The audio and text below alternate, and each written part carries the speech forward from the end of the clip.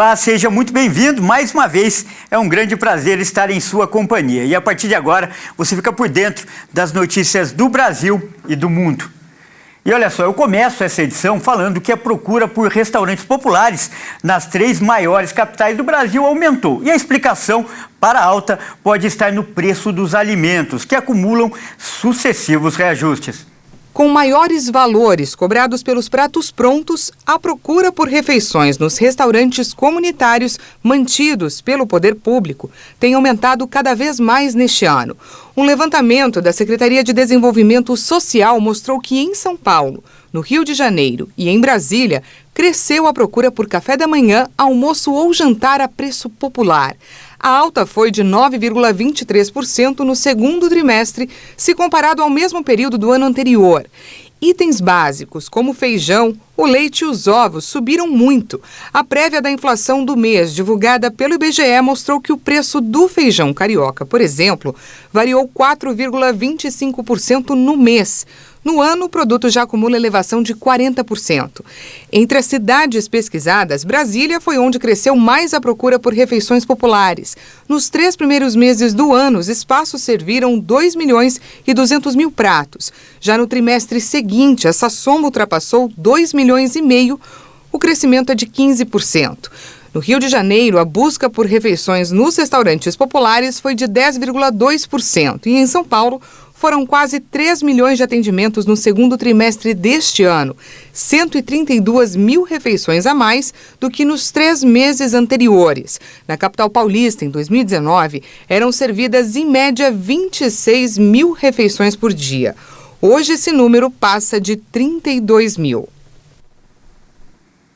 E a gente fala agora de política. O Congresso Nacional retoma hoje as atividades e na pauta estão 3 medidas provisórias que estão prestes a perder a validade. Os parlamentares farão um esforço concentrado para votar os textos e depois se dedicar à campanha eleitoral nos estados. Após um recesso de 2 semanas, o Congresso Nacional volta ao trabalho em ritmo acelerado. A pressão é para votar medidas provisórias com vencimento previsto para antes das eleições. E se não forem apreciadas pelos parlamentares, 3 MPs já perdem a validade na segunda semana de agosto. Para votar essas e outras matérias, a Câmara e o Senado Federal convocaram um esforço concentrado para esta primeira semana de agosto. A sessão no plenário da Câmara marcada para hoje e no Senado para quarta-feira. Uma das medidas a serem analisadas é a que altera a consolidação das leis do trabalho para regulamentar e dar mais segurança jurídica ao trabalho híbrido. Uma outra MP trata de trabalho em situação de calamidade pública para regularizar a atividade remota. O texto autoriza a adoção de regras e permite empresas a cortarem ou suspenderem temporariamente jornadas e salários dos trabalhadores. No momento, a previsão é que haja somente um novo esforço concentrado nos primeiros dias de setembro, antes das eleições. Apesar de haver uma pauta de votação dos deputados, não há formalmente um acordo para que todos os textos previstos sejam analisados em plenário nesta primeira semana. E o ministro da Saúde, Marcelo Queiroga, afirmou que o Brasil vai receber um antiviral contra a varíola do macaco. Em seu Twitter, Queiroga disse que o remédio vai ser enviado pela Organização Pan-Americana de Saúde, a OPAS. Uma pesquisa publicada na revista científica The Lancet apontou que o antiviral Tecovirimat se mostrou promissor em reduzir a duração dos sintomas, além do período em que os pacientes com a varíola do macaco são capazes de infectar outras pessoas. Segundo o estudo, as pessoas tratadas com o remédio tiveram duração menor dos sintomas e expeliram vírus por menos tempo pelo sistema respiratório superior, ou seja, pelo nariz, faringe, laringe e parte superior da traqueia. O Brasil deve receber 50 mil doses da vacina contra a varíola do macaco, sendo 20 mil no primeiro lote distribuído pela Organização Mundial da Saúde. As doses serão adquiridas por meio da Organização Pan-Americana da Saúde. Trata-se de um imunizante de vírus inativado. O antiviral deve ser administrado em 2 doses, com um intervalo de 30 dias entre a primeira e a segunda aplicação. A data em que as primeiras doses serão entregues está sendo negociada com autoridades. A expectativa é que a entrega aconteça já nas próximas semanas.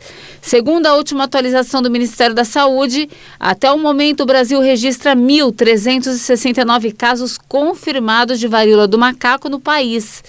Por estados, a doença afeta mais pessoas em São Paulo, onde há mais de 1.030 casos confirmados. Os demais estados têm números bem menores, como Rio de Janeiro, com 169, e Minas Gerais, com 63.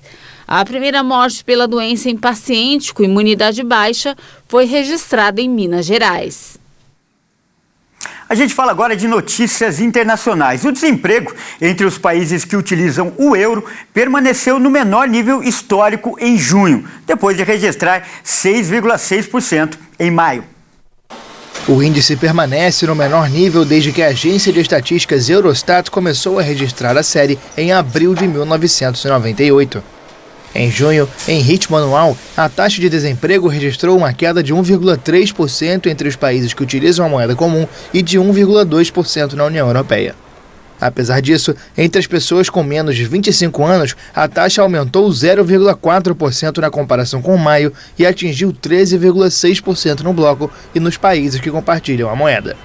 Um total de quase 13 milhões de pessoas permaneceram desempregadas nos 27 países membros da União Europeia, entre elas, quase 11 milhões nos 19 países que usam o euro. As taxas mais elevadas em junho foram registradas na Espanha e na Grécia, com 12%, na Itália, com 8% e na Suécia, com 7%. Olha, e ainda falando de notícias internacionais, a Ucrânia retomou nesta segunda-feira a exportação de grãos. E a retomada só foi possível graças a um acordo com a Rússia que foi intermediado pela Turquia. Vamos ver?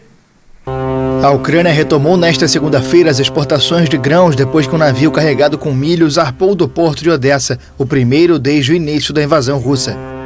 O envio só foi possível depois de um acordo assinado com a Rússia mediado por ONU e Turquia para aliviar a grave crise alimentar mundial.